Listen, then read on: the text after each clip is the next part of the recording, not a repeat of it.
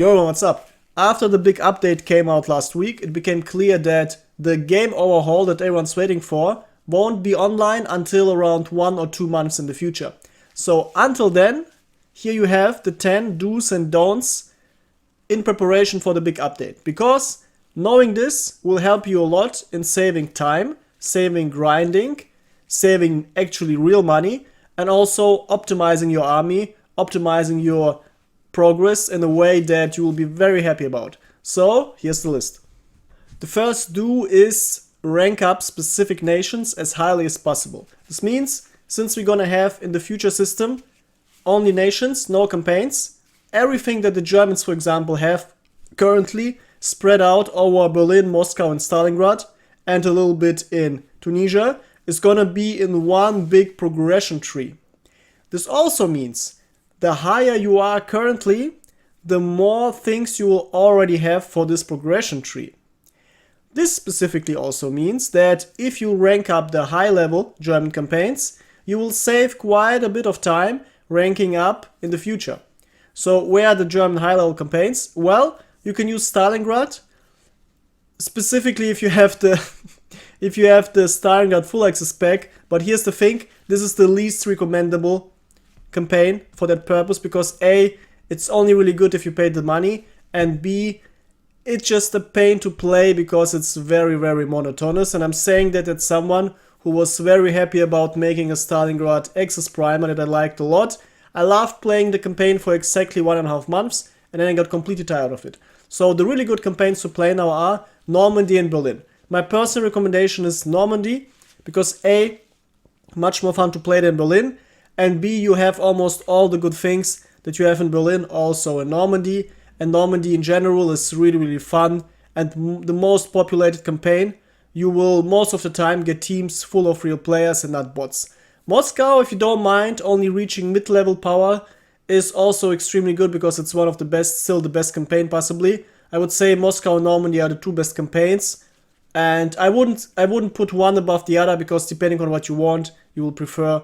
So yeah, both campaigns are great for grinding purposes.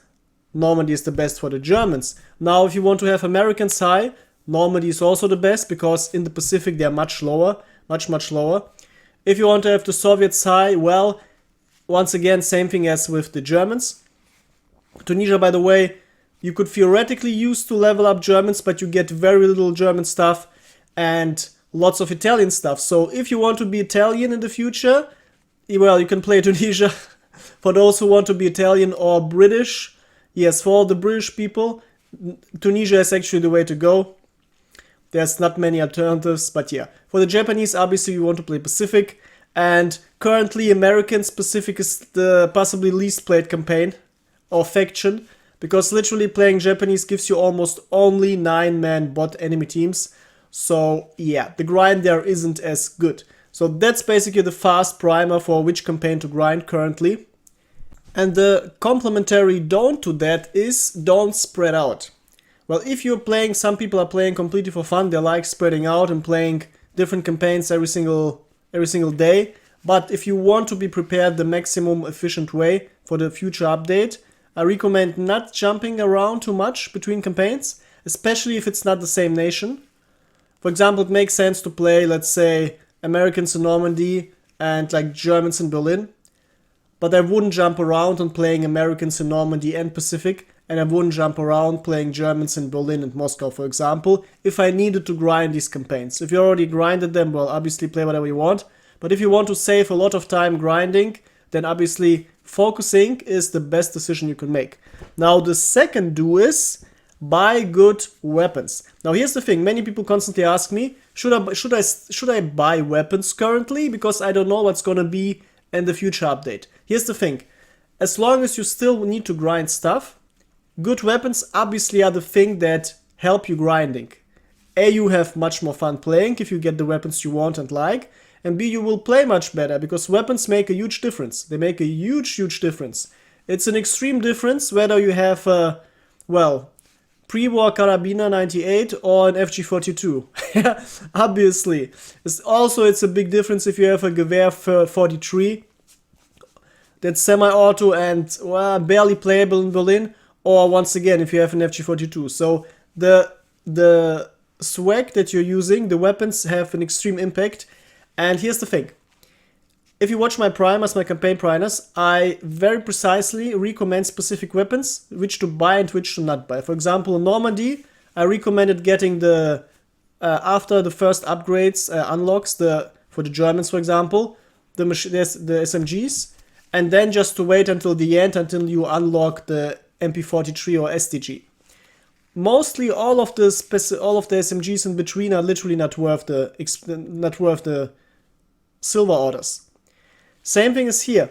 Get the weapons that you need and that you like, but obviously also be still efficient, so you don't just waste around and buy weapons that are not really worth it.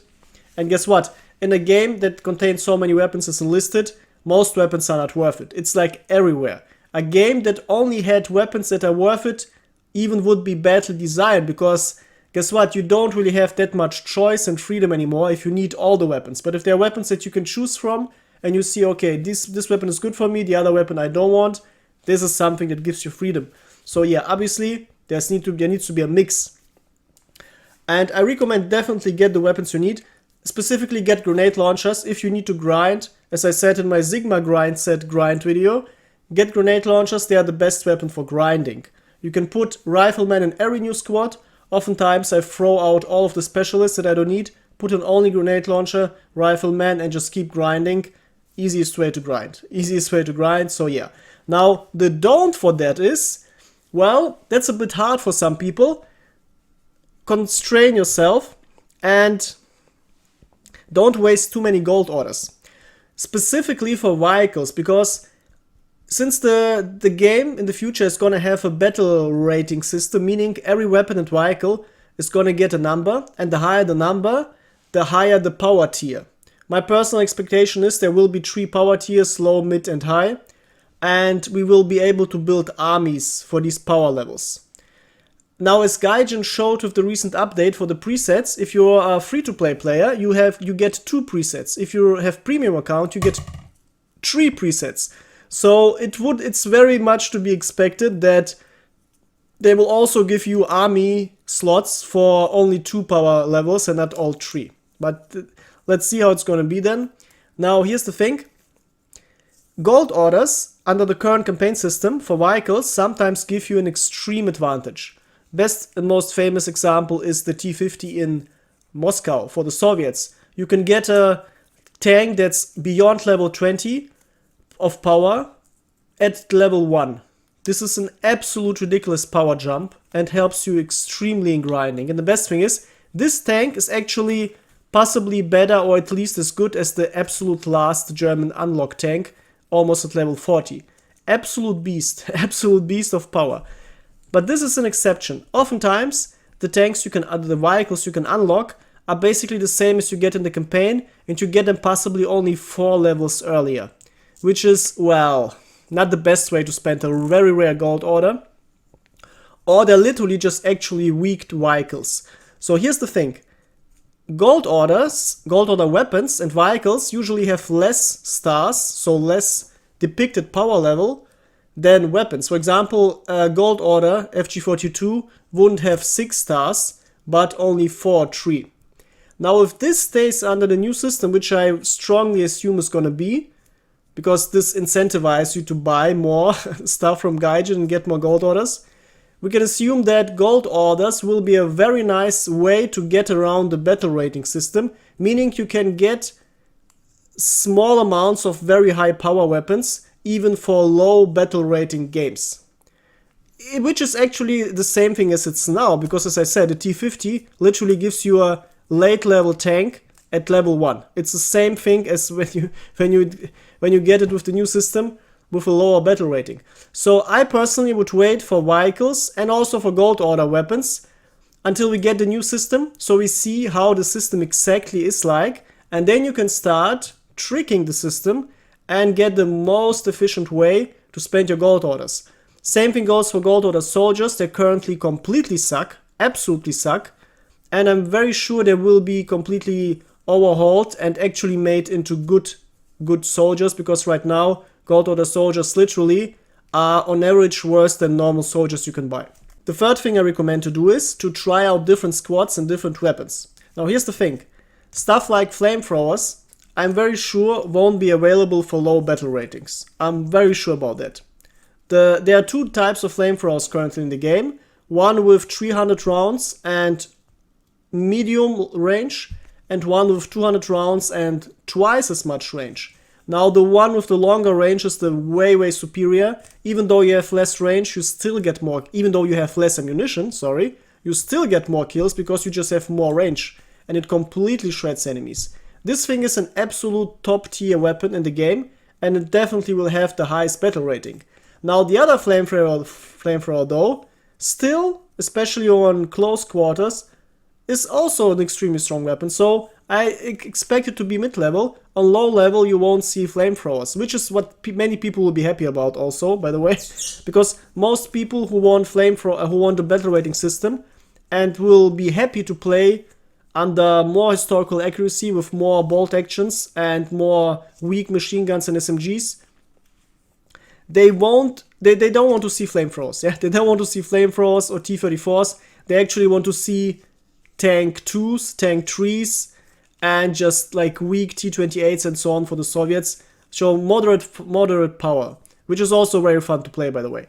Now, this means if you're used to playing constantly high-level stuff, if you're used to playing constantly STGs and PPSHs and M2 carbines and flamethrowers and P47s, and you completely forgot how the actual weak weapons look like or how other squads look like, for those people who constantly spam 3 assaulter squads and nothing else, well, for those people I strongly recommend try out different things, because the different battle ratings, the different battle rating tiers and army compositions will be different.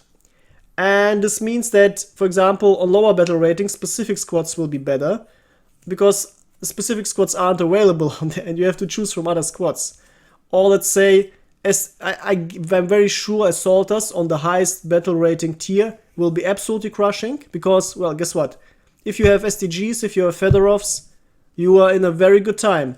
But on lower ratings, the SMGs won't be as strong, because on absolute low tier, bolt actions are godlike compared to weak machine guns and compared to weak SMGs. So it's really worth it trying out different things. Maybe there will be special cases like the big 8 cm mortars that you get in Berlin and Stalingrad. These things are rarely played. Also, they're ridiculously high level. They're basically last level unlocks.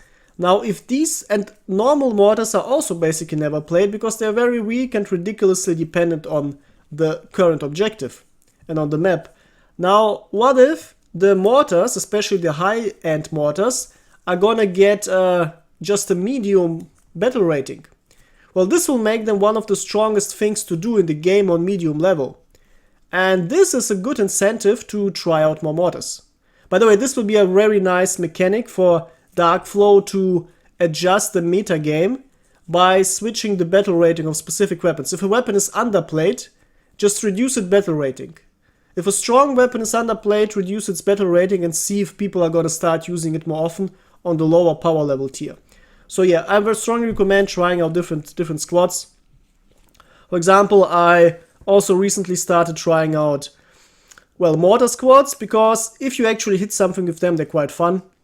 I tried out the paratrooper squads, though I personally am not too impressed with them. I literally just rather use my other squads, but alright. But in some situations, paratroopers are overpowered as hell. In some situations, they're ridiculously overpowered. But in most situations, normal squads are still stronger.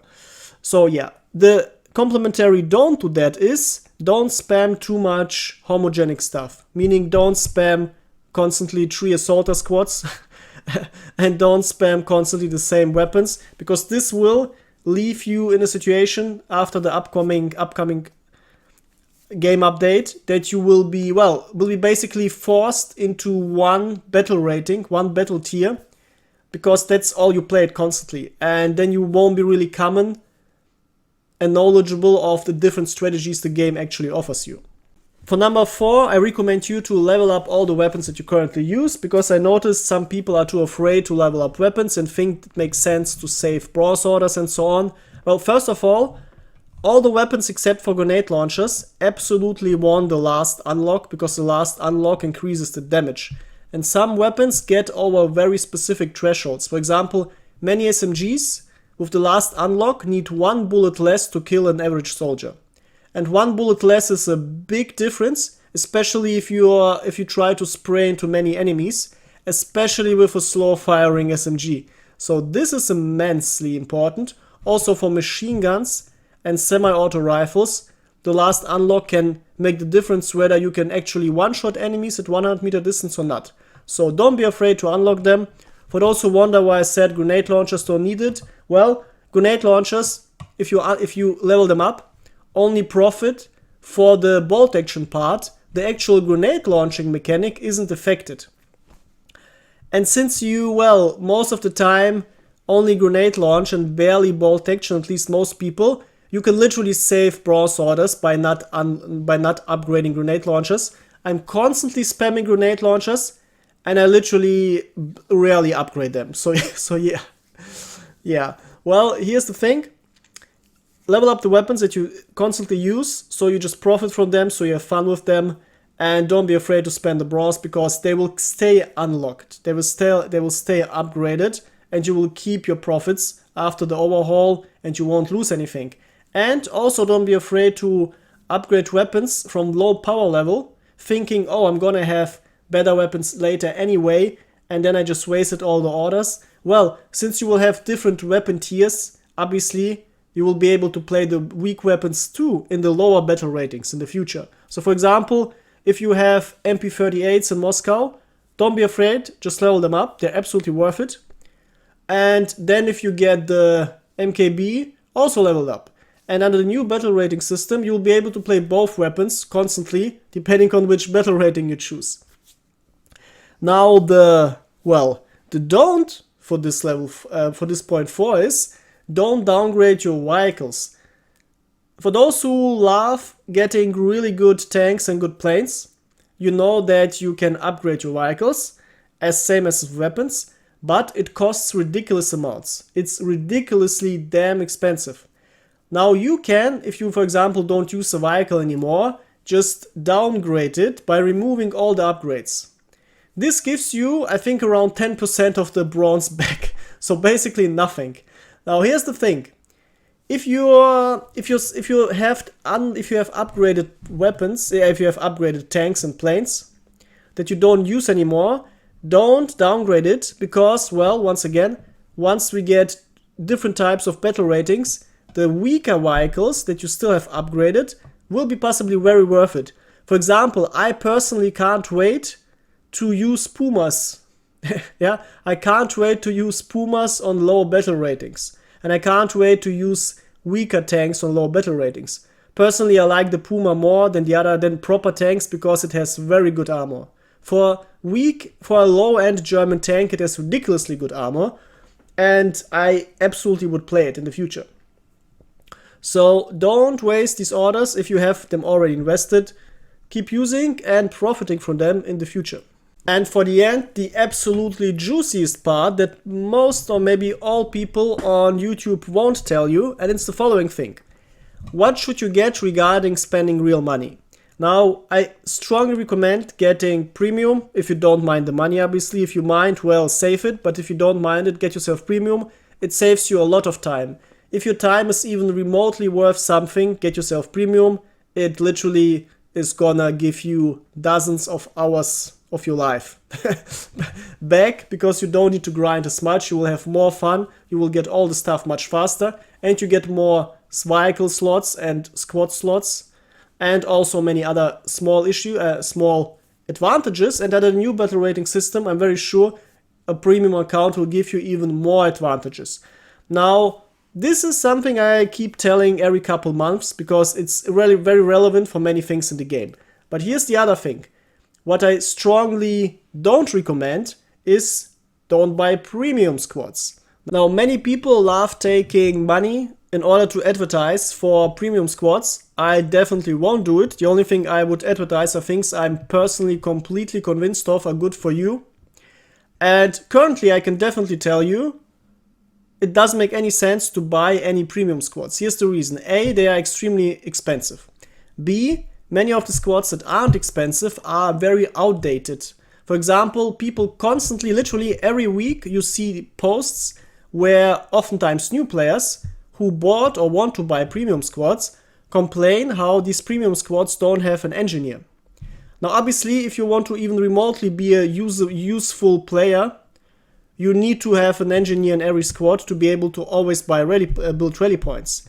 These basically all premium squads from the past can't build rally points. They can't do any basic engineering. This makes them quite useless. And here's the thing. Many people say, oh, why won't Gaijin update the squads? Well, they updated, to my knowledge, a few rare squads with engineers. And obviously all the new squads have them, or most new squads have them. But they will never update the old squads. You know why? Obviously, if the people who already bought them wouldn't need to buy new squads, if the old squads will get updated from time to time to be stronger. Gaijin wants the power creep and wants the new squads to be stronger than the older ones, so people can't ever just buy 1 or 2 squads and be happy with them, so they feel the constant pressure to get the new squads. This is the first problem. The second problem, we definitely don't know how under the new battle rating premium squads are gonna behave. You can speculate, and for my taste, the speculations are too... they lack strong evidence and a logical basis. So it's literally, it doesn't make sense to speculate how premium squads are gonna behave under the new system, because there's not enough information to speculate on. This means it's extreme uncertainty. Now, I personally would never buy stuff where I don't know what's gonna happen in the future with the stuff. So yeah, so very simple, because we know that the premium squads almost always are underpowered compared to normal squads. This is the main reason why I don't use premium squads. They're just literally too weak for my taste, because the squads I build much better than the stuff that Gaijin is building. But since they still have some swaggy advantages, like very good weapons and stuff you usually would never be able to get, I'm assuming they will have a high power tier, a high battle rating.